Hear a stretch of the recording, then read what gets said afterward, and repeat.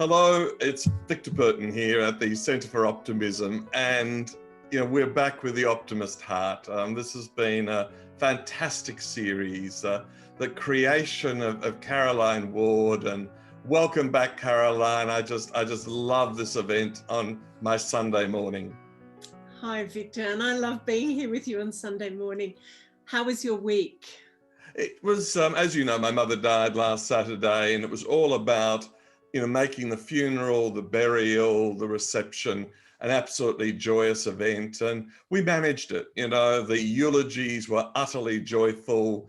We had readings from Proverbs about the ideal woman. We had a psalm that talked about God giving us wine and oil, and we had Philippians telling us to be joyful. And we had the story of Mary and Martha from the gospel.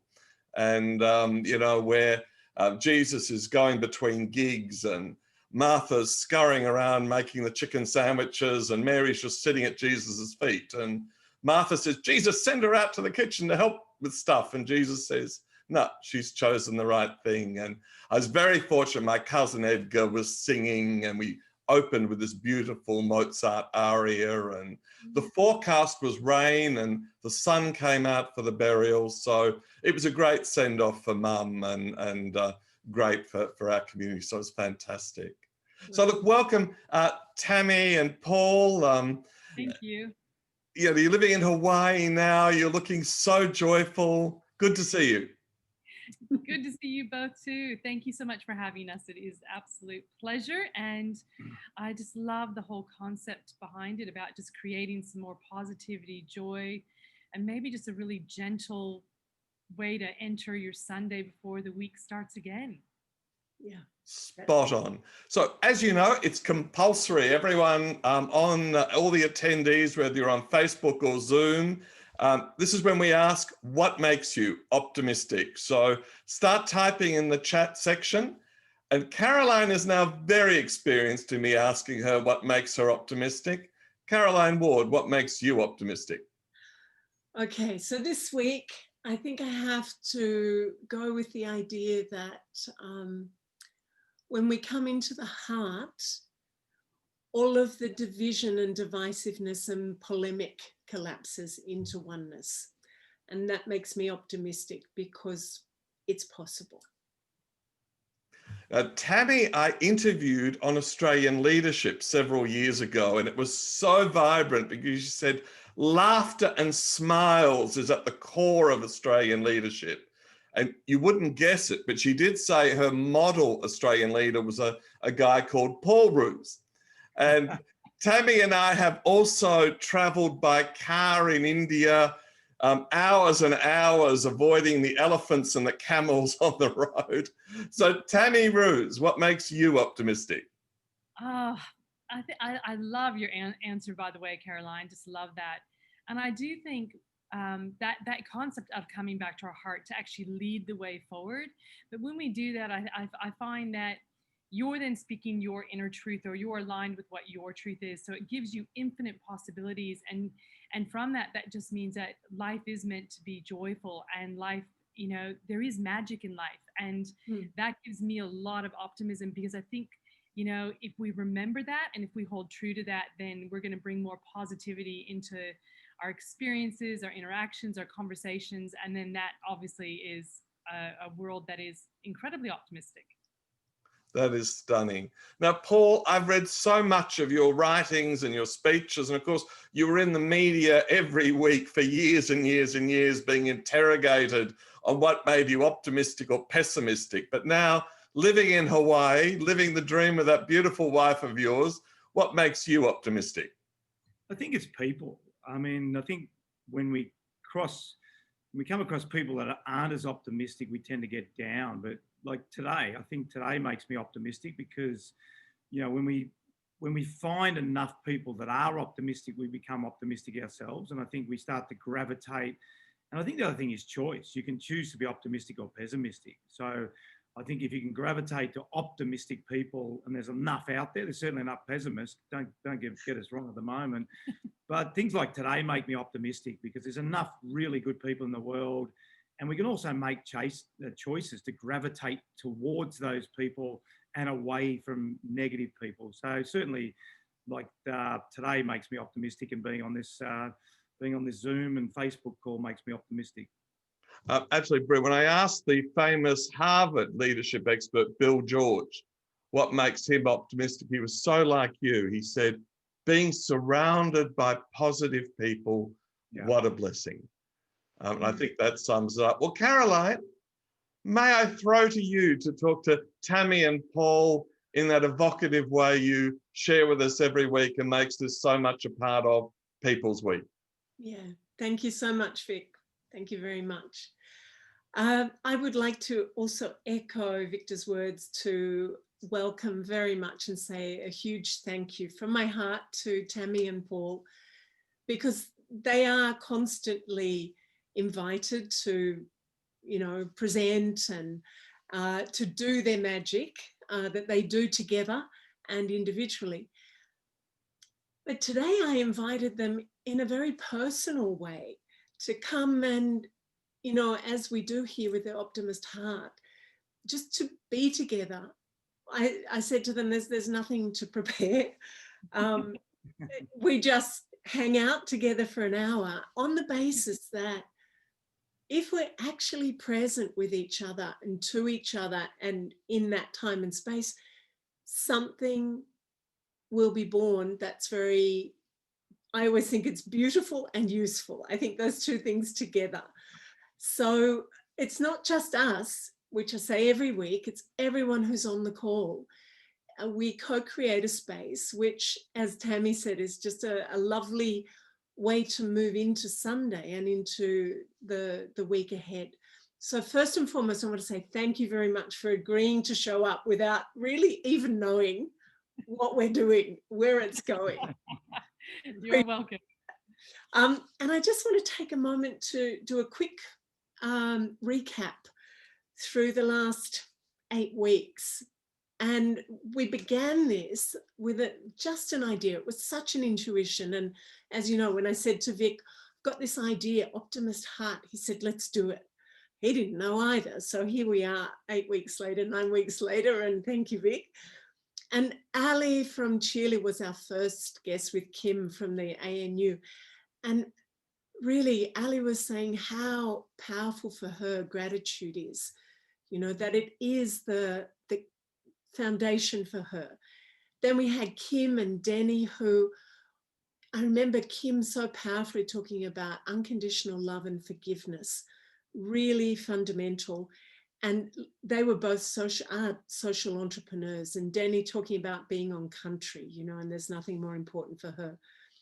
And Rob Malik reinventing his life and raw and saying he used to, you know, 40 years believe there's no God here and he can't think like that anymore because that's just too depressing. And there is hope.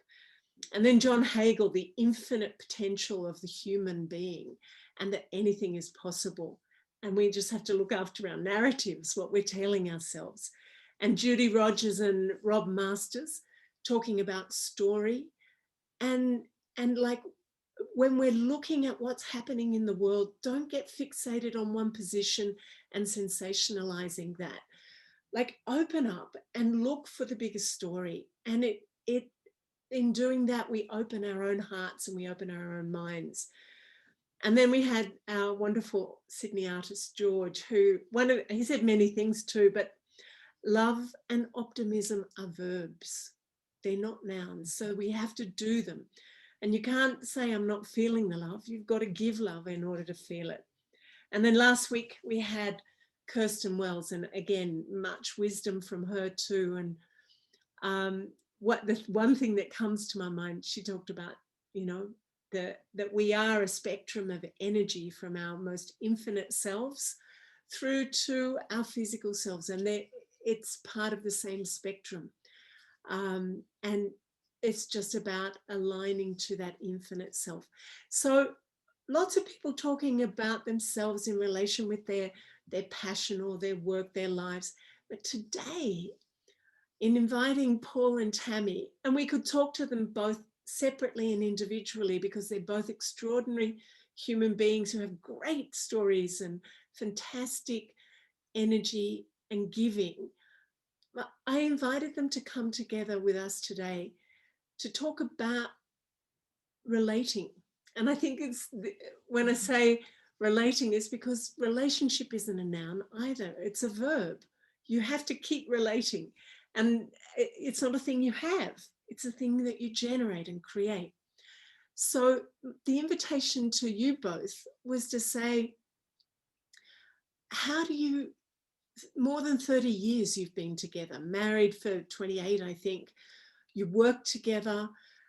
Paul, you brought Tami in to work with footballers to teach meditation, which revolutionized the entire kind of world of sport in Australia. And so I think I'd love to hear from you about, let's see where we go with this, but the question I think is, how in today's world, where the stats show that 50% of all marriages will end in divorce. Now, the beginning point is, if you believe that, I think you're done. You can't go into marriage believing it. But how do you both, and you can work it out between you, who goes first, who goes second, or if you talk over the top of each other, however you do that. But how do you, after 32 years being together, keep your relationship alive? How do you generate wanting to stay together?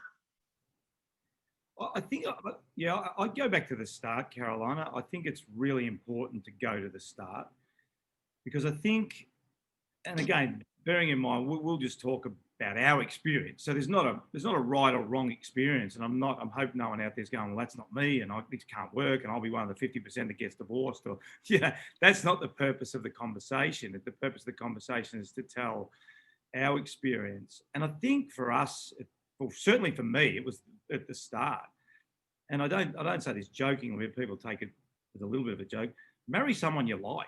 It's actually a pretty good starting point, and I think we settle because there's an expectation, certainly in my era, and, it may be slightly different the younger generation, but there's an expectation that I go to school and then I get a job and then I get married and then I have kids and stuff like that. So it's sort of like, I think people settle because it's not necessarily their expectation, but it's society's expectation of what they need to do. So I think a lot of people get married for the wrong reasons, as a starting point.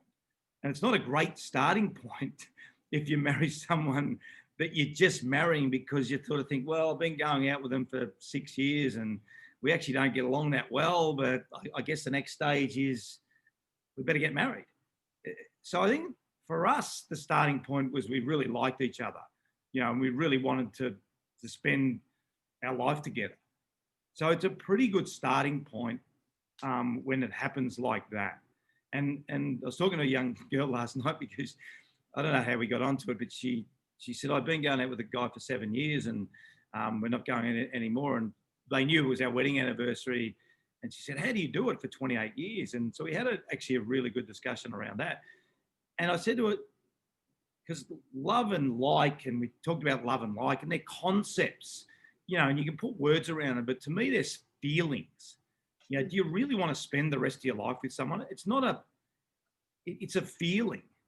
So when you pull up in front of their house and about to get out of the car, do you go, oh, I'd rather be at the pub with the boys, or I'd rather be, playing golf, or I'd rather be watching the footy, or do you actually jump out of the car and go, I can't wait to get in the house? So for me, that was the feeling that I had, but I had another relationship prior to that, and I think I knew it wasn't working, and it was very much the difference between the two was just dramatic, dramatic. So I think I'd answer that question differently and can probably get back to Caroline, the actual question. But I'd like to start at the start and say, you have to marry someone that you really like and you want to spend time with, because it's too hard otherwise. It's too hard being in another place when you're actually with them, or being in the other place and saying, oh, the phone rings and it's, Oh no, we're still playing golf. We're on the 15th hole, and you're actually sitting there not on the 15th hole. You're on your third beer, but you actually don't want to go home. So it's a really difficult place to have a thriving long marriage. So thankfully, we actually really like each other. So that helps. Yeah, great people. I think, Caroline, though, like, because I think for Paul and I both, obviously what he said is so true. And one of the things, though, that I feel that we have done well, but also marries into this, was the fact that we have a lot of shared interests. And I think that foundational piece of shared interests. So we love to travel. We both love sport. Family's a really big priority for us. And those three things come to mind because then all of our decisions have really kind of been around that. And so it's almost like it's supporting and lifting us up anyway. So for all the traveling we've done, that just opened your horizons. And we've been very fortunate. We've done it with the kids. So we've been incredibly fortunate where it's like we're marrying the two things together. But I think learning, because we're always seeking, learning about cultures or having a new experience, those just keep filling up the cup. Because then you look at each other and it's a shared experience. I think so much the shared experience just keeps everything alive, and there's a sense of new. Do you know what I mean? It's like you're reinventing each other in a way, or your relationship, the more you do an experience together and have this shared common thing where you look at each other and you go, wow, did you see that? And oh, what about that? And so it comes from that place in your heart, which just goes, oh, this is so good. And I'm doing it with this person that I really want to be doing it with. Does that make sense? Totally makes sense. Keep it alive. Yeah. So it's a generative. Absolutely. I think, and like you said, it's a doing concept. Now, if Paul and I started doing everything separately, then I don't think we have the same ability to keep and I'm not saying that you can't have separate trips or holidays, or I'm not saying that at all. But, I think you've got to still, though, nurture what you do have. And it's about effort. You have to put into every relationship you have, if it's your children, if it's your spouse, if it's your colleagues, your friends. I mean, how many times have you spoken to someone, they said, oh, look, I'm not speaking to him anymore. It was a one-way street. I was the one who made all the effort. They never, So it's the same with friendships. So it's relationships are a constant you're building. And hopefully, to be perfectly honest, I mean, hopefully the end game is that I'm really there to support Paul and he's there to support me. So we actually lift each other up. And it's not about taking each other down. So can we support each other, lift each other up with, if it's my heart's desire to do X, Y, Z, does Paul support me? And if it's Paul's desire to do X, Y, Z, does Tami support Paul? Yeah.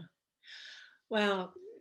Fantastic. And I want to, there's many things that you've both said that I want to pick up on. One thing that I'll start with, where you said you have to put in effort. And I remember, from spiritual world, that, you have to make effort, which feels like burden. And it's not what you're talking about, is it? Because no. It's putting this generative attention to what gives life. And I think that's beautiful, is that the root of the word of effort is putting attention to the original life force. So it's like keeping on nurturing and nourishing what you love about being together.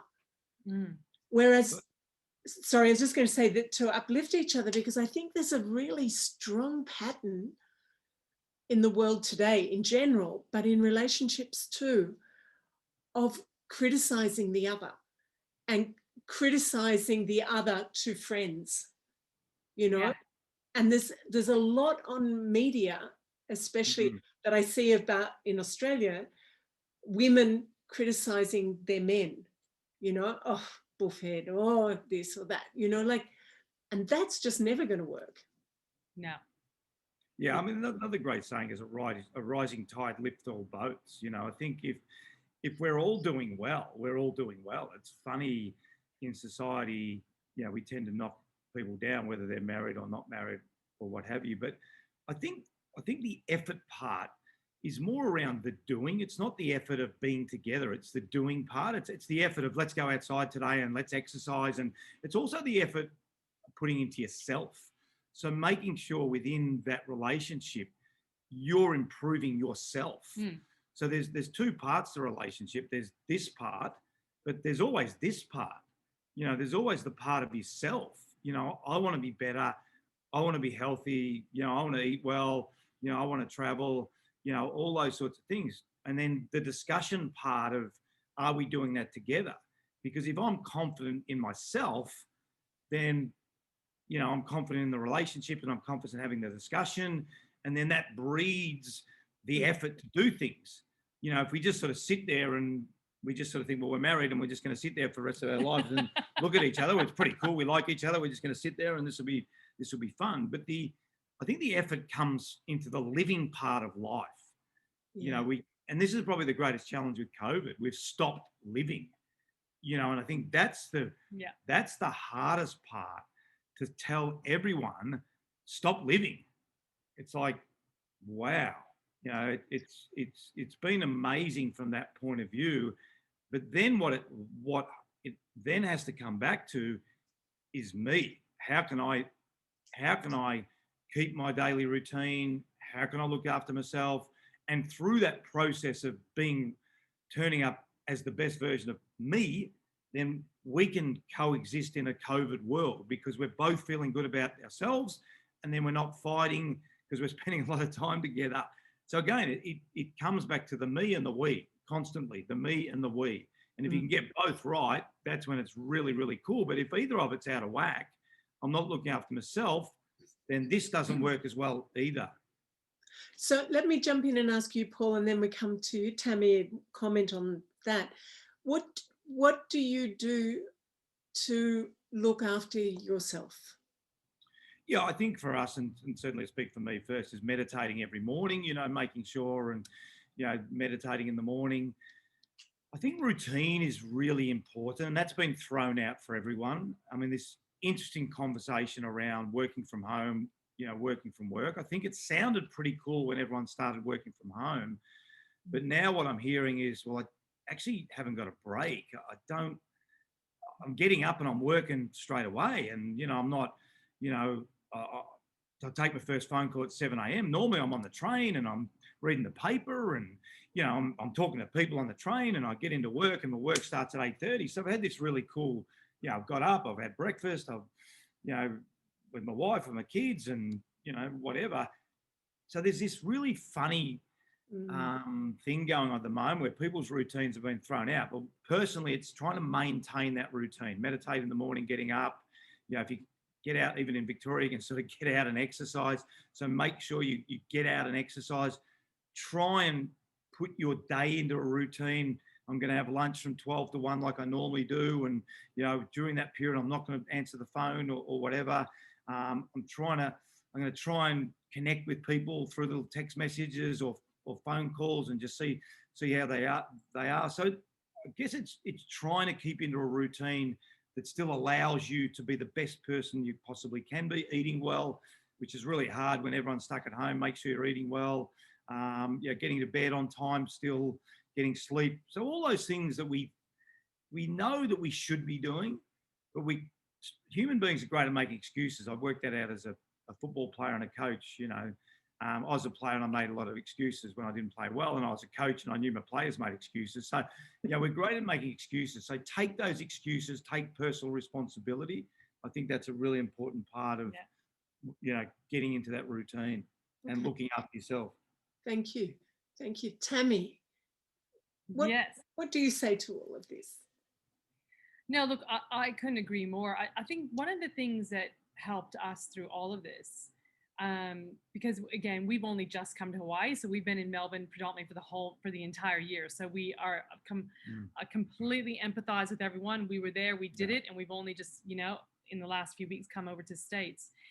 But the one thing for myself, because I guess we had some really strong habits in place anyway, and habits are something that now has become routine, aren't they? So for me, it was just sticking to those things. Because I always did start with a meditation my kind of 3 things was meditate, hydrate, exercise. And that was the start of my day every day, even prior to COVID, prior to, 2020. So just sticking to that. But it wasn't, I have to say, it wasn't that hard because I was already doing it. But what I had to find was where I could then add some, I guess, spice or diversity to my day in that lockdown was, okay, I'm now walking to the cafe to get my takeaway coffee. I'm not getting in the car. So I'm interacting in a different way, which was getting outside and just bringing that nature, element and going, well, okay, this is what I can do to do something a little bit different. You know what I'm saying? And that really, really helped. I think the other thing that I found was important is, as Paul mentioned, and I was writing about this earlier, there's that, because I remember going back to my economics class in college, and we talked about this concept that with people, if they make more money, they spend more money, right? I think it's called Parkinson's law. So, and it doesn't matter. And the more money you have, the more you spend, and you always think, well, I never have enough. But it's almost what we're doing with time right now too, because we're finding, and the reason why I kind of went down this segue was I was doing a webinar with the leading psychologist in Melbourne, and he was saying he's having people come to him that are struggling because they're not turning off during the day. And in fact, maybe working 2 or 3 hours longer during COVID because they're thinking they have to be productive. So the difference is, like Paul was saying, you're not on the train, you're not in traffic, but it's really that same that relationship with like that, what I'm saying, that law, which was, well, if the more money you have, you spend it. That's what's happening with our time. So what I'm trying to encourage people to do right now, again, I don't know, but it's like, make an appointment with yourself, put it in the diary, block out an hour of time that's for you. So actually have it in your diary. You're going to block time out and go, there's no meeting, because you weren't doing it before. So don't do it now. So you right now, the biggest challenge I see for most people is actually prioritizing themselves enough that they can set some appropriate boundaries around how they're going to nurture themselves and feel good. And that, because the home life is being, and the homeschooling, which fortunately kids have gone back now, but all of those things are being lumped under one. So you've got to have some, like a demarcation line somewhere in the sand that says, this is my time, and physically get up from the desk and walk away, turn the laptop off, put the phone down and walk away. Do something for you that is not about work, because I don't think our bosses are actually telling you to work 3 hours extra a day and go into burnout. But we've done it just because we're almost thinking, well, what else do we do?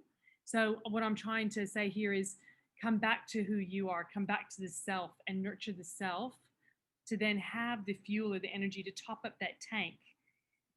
But you're going to have to put those things in place and like, again, designate some time. Does that make sense, Caroline? Totally makes sense. And I was making some notes as you're both talking and thinking that, we came from a industrial world where everything was compartmentalized and people were considered hands at work in the production line. So they weren't a whole person. Then we went into the knowledge era where people are minds and brains, and we're kind of edging our way to a whole person sort of environment, which is more these, the Silicon Valley led thing where you've just got the whole human being at work, however they are. And COVID, in a sense, has broken down a lot of those walls, but at the same time, the compartmentalized self is going, but there's no boundary, so there's no relief. Yeah. And the surrender has been, not only do you have to work from home, you work longer hours, but you don't have your home anymore because your work is here. Here all the time. So it's really helpful and not helpful. It's a confusing. So I love what you're saying about making some boundaries, putting some things in place, routine, and it doesn't have to be heavy duty, just some key things. And I want to circle back to what you said in the beginning, Paul, that makes you feel good. Yeah. Because I think this is, for me, a really fundamental key thing. And it's what Kirsten, we talked about last week, that you have to be able to observe and notice what you're doing internally and how you're feeling. And, you know, if you don't move your body, how do you feel? If you're always thinking about work, how do you feel? If you're not joyful anymore, you've got to do something different. Absolutely. Yeah, I think it's funny. I think self-awareness is one of the most underrated characteristics of that I see. You know, because not everyone is different. Everyone functions differently. Everyone has different things that. You know, some people like go for a bike ride for 5 hours. Some people don't. Some people like walking the dog down the park, etc., etc. So we've got to be careful we're not fitting into these norms of other people's expectations, because it's exhausting if we do that. Because at the end of the day, oh, fantastic, I'm on this new diet and that's great. And I rode my bike for 4 hours and that was fantastic. And I did this, but I hated it. But I don't want to tell anyone I hated it, because their expectation is that I have to do this, this, this, and this. Like it's funny, some of the diets I hear people go on are just so ridiculous that I can't believe. And 100% of the time, basically, you'll see them after they've gone off the diet, and 3 months later they're put on 10 kilos. Sure.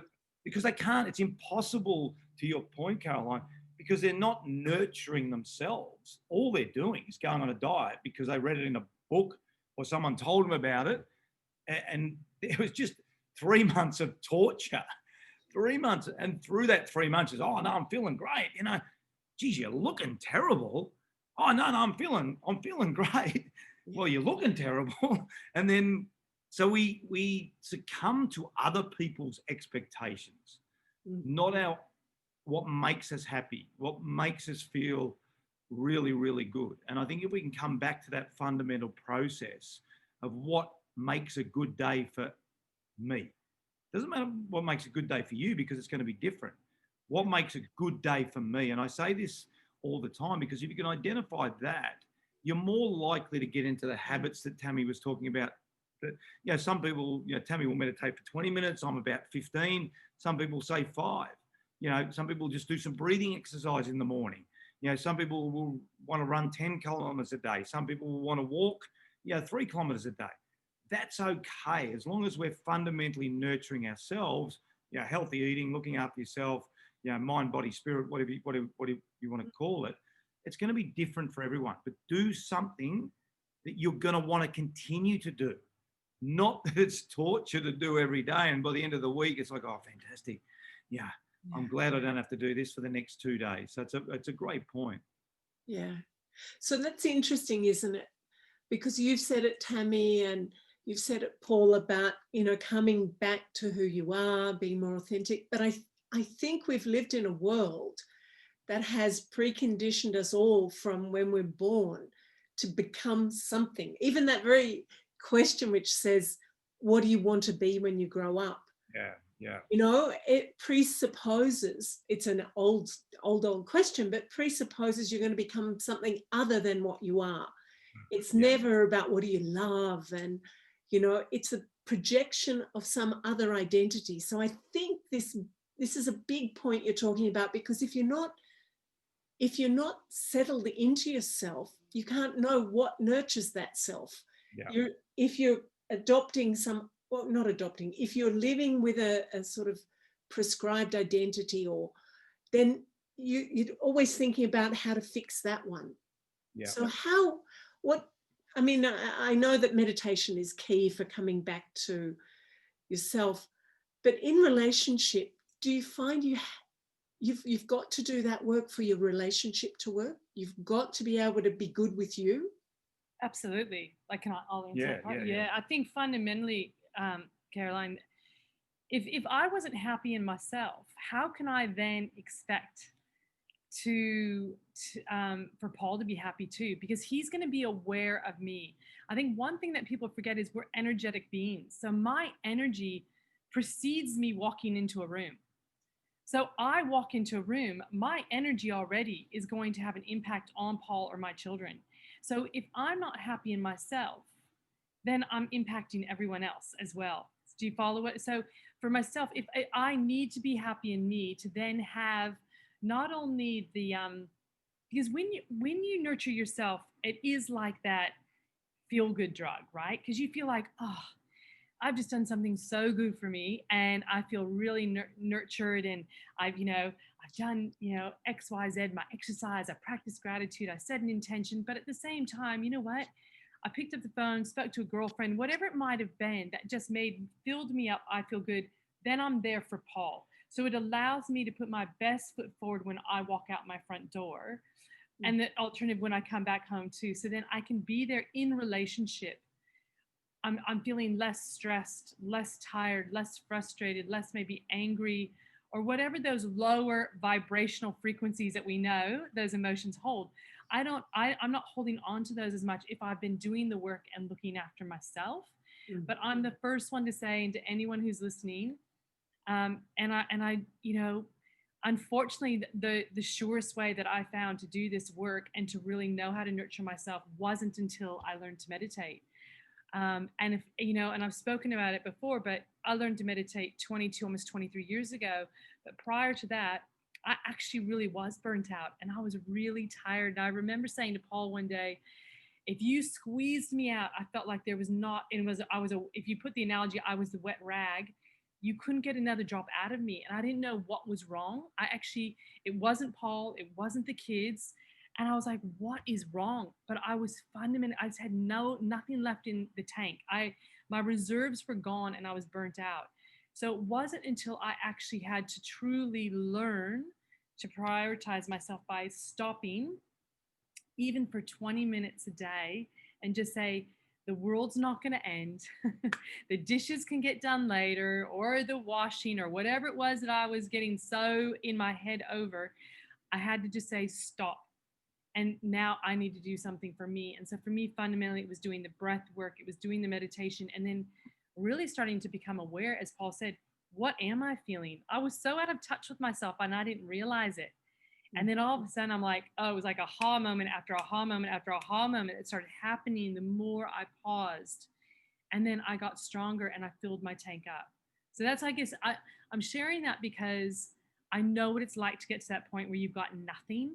And the one thing fundamentally that changed everything, and Paul could vouch for the transformation he saw, was me learning to look after Tami. I had to go through that cycle to understand the difference of what it was like and what it looked like and felt like when I wasn't versus when I was. Yeah. That's so, it's so clear, isn't it? So profound and so clear. And yet there's something in us as a race, and very often, I'm going to speak, have worked a lot with women and mothers who just continue to give and give and give, but to the point where they're empty. And when you're empty, you've got nothing to give. And that was me. Everything's like scratching or tearing at your nervous system. And you can't help but react, right? Yeah. Because it's painful. It's painful. So tell me what I have my own practice, but and you've worked with a lot of people as a master meditation teacher, and your work in empowering people to come back to their own resourcefulness and their own kind of dominion over their energy system and their life. So Tami, what is it behind the meditation practice? Why does it work? By way of bringing you back to a state of fullness from your own well-being, that you then can you project that energy out. What happens for people who don't meditate? Yeah, so it's such a good question. So just giving a bit of background, if those that don't know, because the changes I started experiencing were so profound, I decided to go back to school. So I did do my PhD, and I wrote my dissertation on meditation. So I got the scientific validation behind it. So I'm really, really happy you've asked that, for anyone who might be wondering, why is it so powerful? And I guess at the end of the day, what all the science is showing over thousands now, like last year, I know 2019, there was a paper being released every third day on the benefits of meditation and why it's working. in the United States. So, I mean, there are thousands of papers. When I wrote my dissertation at that time, which was back in 2007, it was 800 research and review papers in 33 countries around the world. And now, like, it's just gone through the roof, and we know the science validates it. So what is it? Number one, the number one benefit to meditation, just so people really understand, is it's the reduction of stress and anxiety. So it takes you out of fight or flight. Okay, so where your body, you know, that parasympathetic nervous system is just like been triggered, and it's like putting your foot on the gas pedal and you're just in go. So the adrenals get overloaded, you're overwhelmed, and it's affecting you physically, emotionally, spiritually, and mentally. So all areas of your life are being impacted by stress, and we know stress is has a big impact. So what happens by kicking out of fight or flight? We go into that rest and digest state, which really, it's restorative. So when I was talking to you about my journey, what I didn't understand at the time, because obviously it was before I did all the scientific reasons behind it, I just was trusting that I had to try something new that was going to work. Then all of a sudden I understood, wow, I was going into this really restorative practice on a daily basis. So I was actually, as you said, Caroline, rebuilding myself from the inside out, but starting to have this relationship with me. So we know that most of our life we go through very externally focused. We're worried about, the career, the family, the friends, the house, the next thing on the to-do list. It's all externally focused. But when we start to bring it back internally, we start to have these results. Our left and right hemisphere of our brain becomes coordinated when we meditate. You create a bridge between the analytical thinking side, the left side of your brain, and the right side of your brain, the creative.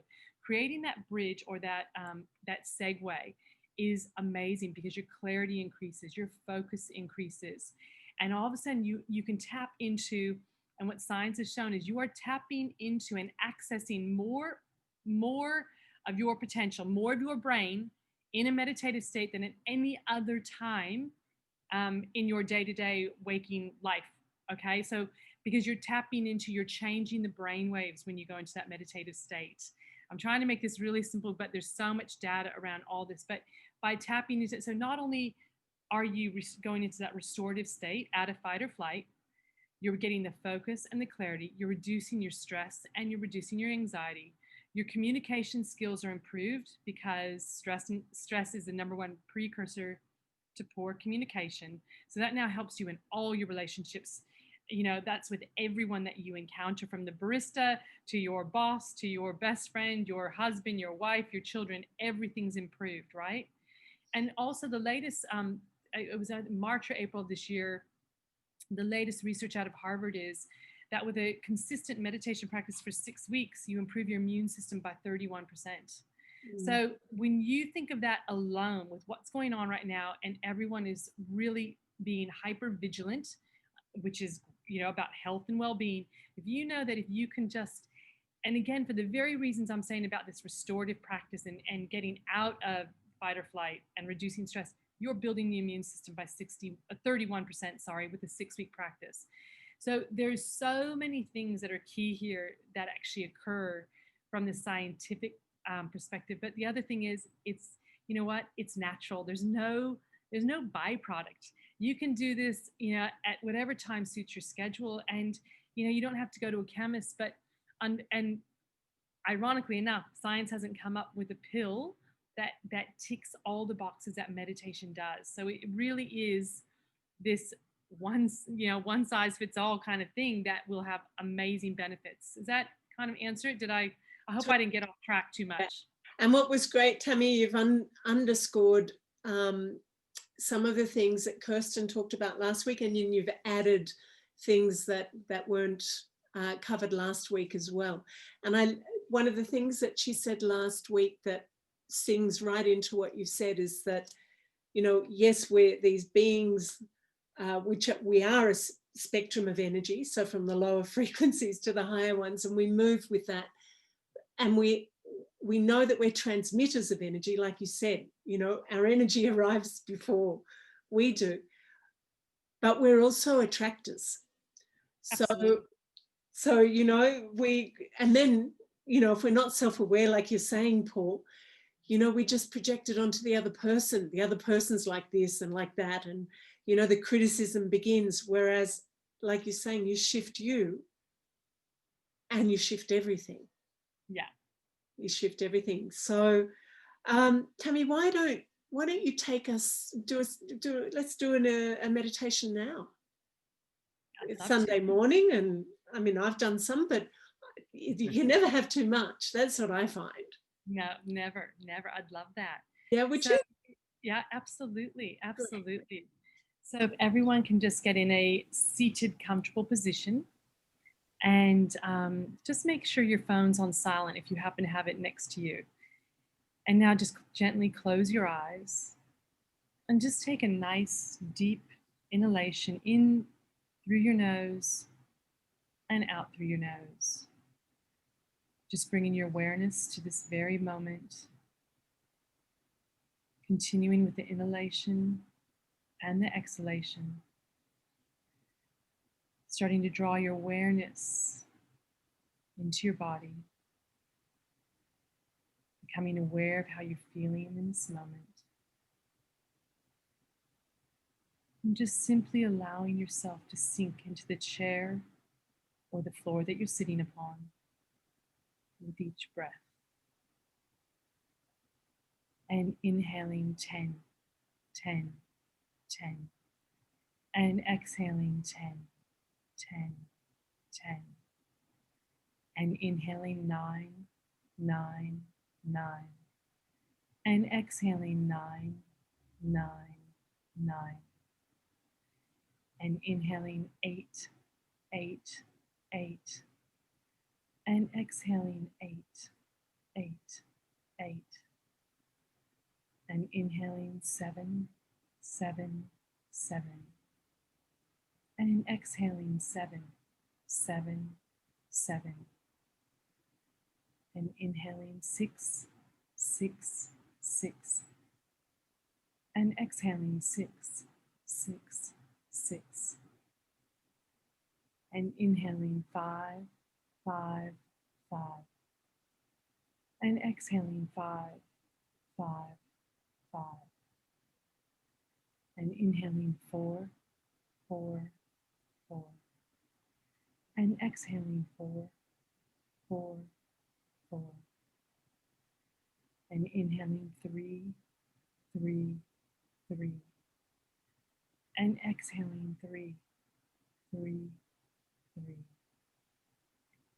And inhaling 2, 2, 2. And exhaling 2, 2, 2. And inhaling 1, 1, 1. And exhaling 1, 1, 1. And with each continued breath, just feeling the muscles relax. Just letting any tension ebb away. And now bringing down a column of beautiful golden white light from above, and see it wrapping around you like a cocoon of energy, and you're safe and protected. Just becoming aware of this golden white energy, just bringing you back into balance, nurturing you, sustaining you.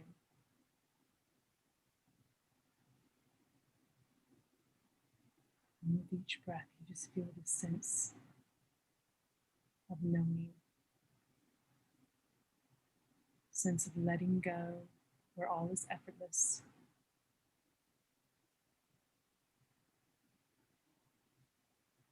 Just allowing more contentment to rise into your own awareness. And now gently raise your right palm and place it on your heart.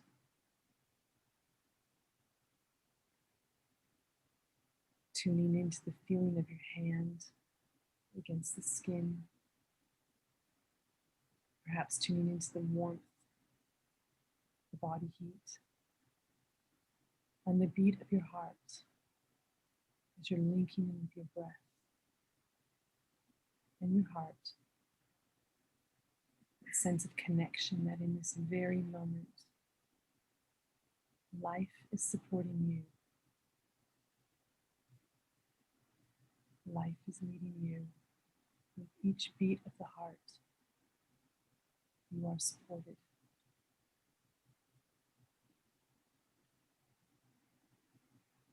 Understanding this deep connection with your heart, your body, your mind. And perhaps just saying one thing within your own mind right now, what you're grateful for in this moment. Feel the heart expand as you say the one thing you're grateful for. And now just gently lowering your palm back down to your thigh. And bringing your awareness to the soles of your feet. Perhaps wiggle your toes as you bring the energy up into your calves and into your knees. Let the energy rise into your hamstrings and up into your thighs and your hips. Draw that energy into your abdomen and up into your chest. Perhaps move your shoulders frontwards and backwards if you wish. Draw the energy now up into your neck and your head. And when you're ready, coming back to the room that you're sitting in, fully awake, alert, and re-energized. Thank you very much, Tami. So that's just great. There are some questions about meditation, which I'm just going to ask you before we close officially. But there's something that I remember hearing many years ago, because if we listen to you this morning, it's like, oh, relationships are easy. They're easy. 30 years, that's a piece of cake. You just got to like the person. You just got to meditate. And that's about it, really. And I wish, I haven't been in a relationship like yours for a long, long time. But my memory is that I didn't know a lot back then either. But I remember once the first personal development course I ever did, and they didn't teach meditation back in that course.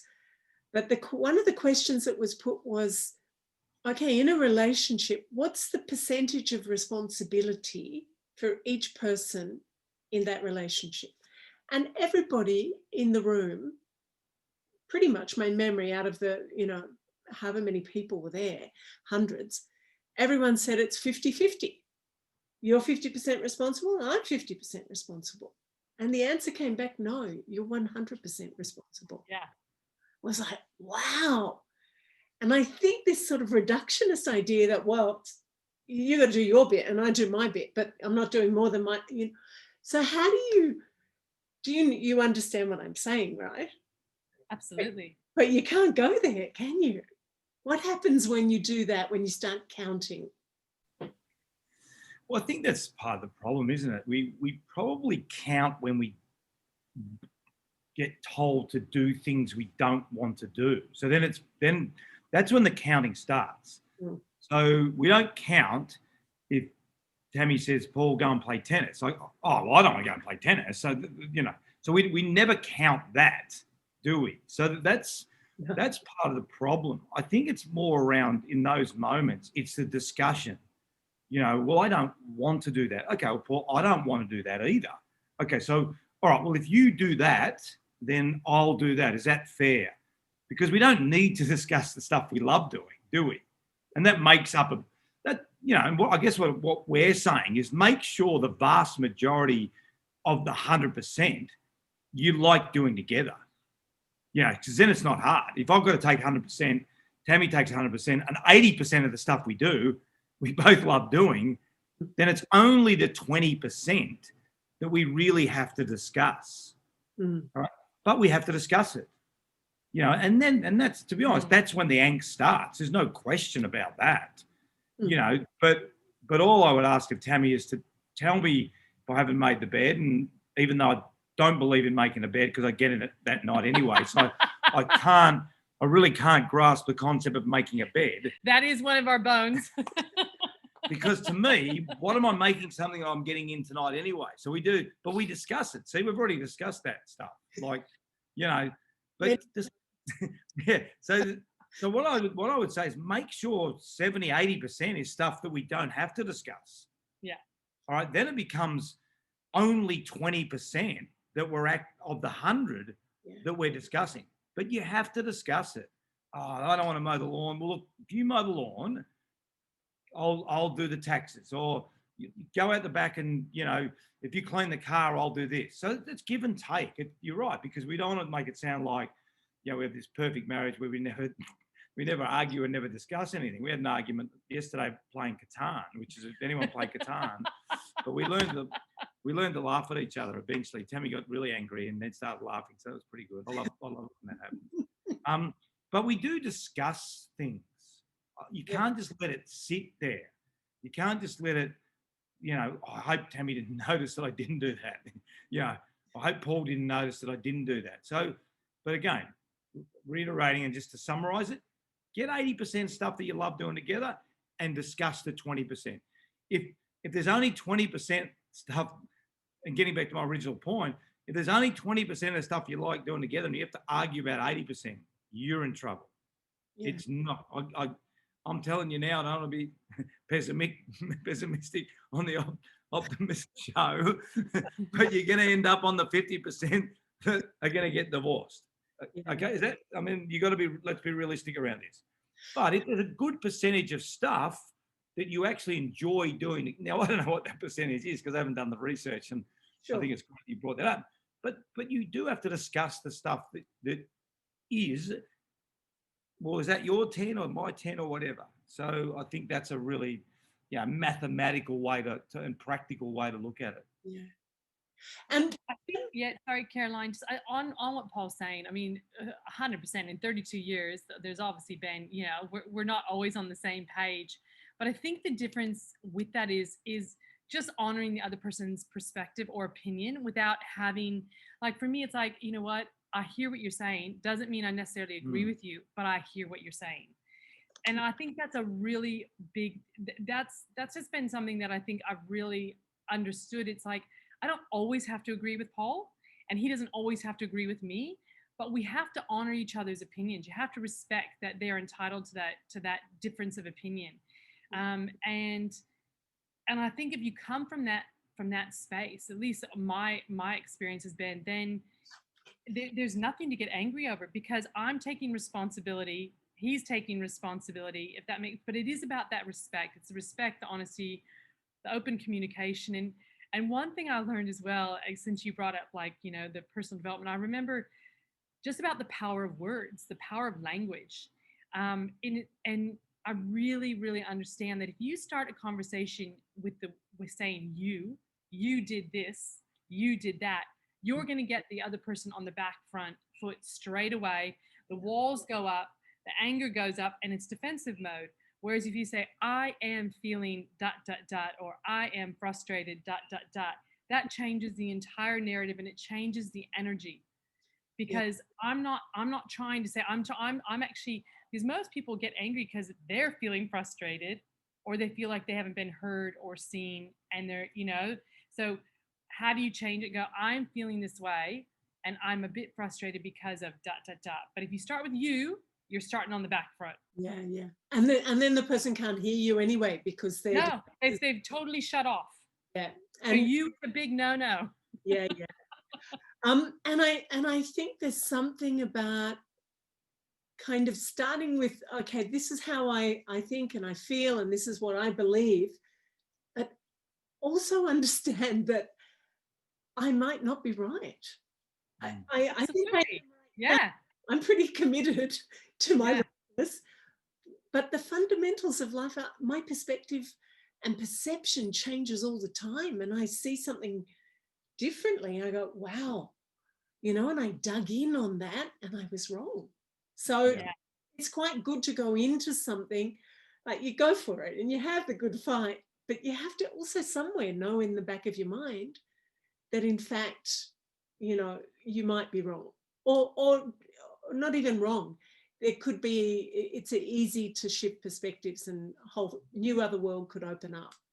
But then also taking responsibility by saying, I'm sorry, I got that wrong. You have to be able to do that. And if you don't, then I think there's a very big lesson coming because you have to take if you've done something wrong, own it. I didn't behave very well, or what I said wasn't nice, or that wasn't very kind, or look, I'm sorry. I projected onto you my stuff, whatever it might be, but own it. Yeah. Look, this is like I was going to say 4 days, but really it's like a 4-week, 4-month, 4-year conversation and course that we could go into here, because every time you say something, I want to, move into what is the next nuance of it. And I'm going to start bringing people up into so we have our community moment at the end. And I while I'm doing that, I'd like you guys to talk about this idea. I read somewhere that you'd said or written about you have a kind of shared mission as well, not just shared interests and you like to travel, but you feel like you're here to do something together in the world, or you've decided you're going to, and this sense of shared values. Do you actually sit down and work that out in a very conscious way? Do you say, well, this is really important, these kind of values, whether or not it's, whatever it is, respect or listening or sharing, and mission, is that is that important? And can you share a little bit about that while I bring everybody up into the room? Look, we haven't done it in that formal a sense, but it's certainly something that I would recommend. I mean, I've read a lot of stuff on purpose and values and behaviours and giving people. Purpose is what I give to someone else. I think we've arrived at this junction in our lives that it's sort of happened, as we said, because we get along well and we've had shared values for the best part of 30 years. And we've sort of come to the expectation through a lot of personal development, and a lot of satisfaction in life comes from giving things to other people. The people think the key to happiness is actually making money and going on trips. It's been proven that in order to become happy, it's about giving something to someone else, which makes people happy, which is a pretty cool thing to do, because everyone can give to someone else. But I would recommend it. We certainly something I do with Performance by Design, where we develop purpose, values and behaviours for businesses. But it certainly can work for families. It can work for people. I do a lot around personal brand and personal values with execs and directors and leadership teams. So it's actually really worthwhile doing. What is our purpose as a family? What are the values? I talk to my boys, Dylan and Tyler, about our personal brand and their personal brand. It's really important to understand that. And then everything sort of goes back to how you want to be seen. But in order to be seen that way, you have to act a certain way. So we do it more organically rather than we've sort of sat there. We certainly sit down in all the decisions we made. We sat down and decided, as a family, do you want to coach the Sydney Swans? And collectively agreed that we would. I sat down when we talked about Melbourne. And so all the decisions that we make, we actually talk about those decisions, but we probably have never sat down and written down our purpose and our mission and our values. It's just sort of happened, organically over a period of time. Yeah. And maybe that has happened also because you had, like you said, from the beginning, you had shared interests. Yeah. And you enjoy being together, so you create together. Yeah, definitely. Yeah, I think that's a big part of it. And because we've always had the discussion and the respect and the communication, and we just talk things out, and we typically find, not always, but we typically find there's common ground most of the time. It was interesting when I took over coaching in 2002, midway through 2002 at Sydney. We introduced it not compulsory, and I think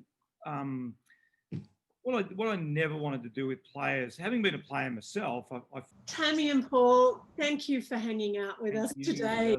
Amazing. Thank you. But just being ourselves, and look, you know, we're still 40 here on the call an hour and a half later, and really deeply appreciate your generosity and honesty. And, you know, they're the two that come to mind so clearly. Thank you, everyone else. It's always Thank you, great. everyone. Thank you, Thank you, everyone. everyone, for Thank you, listening. Caroline, Thank you Victor, for the questions. everyone. Thanks for the you. engagement. Yeah. And we shall see you next week with Pauline Wright, and she's just an absolute delight. And, you know, have a look at the website if you want other bits and pieces through the week. He's got things on offer, as Paul pointed out, tamiroos.com. We'll see you again soon. Thanks, guys. Blessings, Thank you very much. everyone. Take care. Have a good day. Thank Bye. you. Bye. Bye.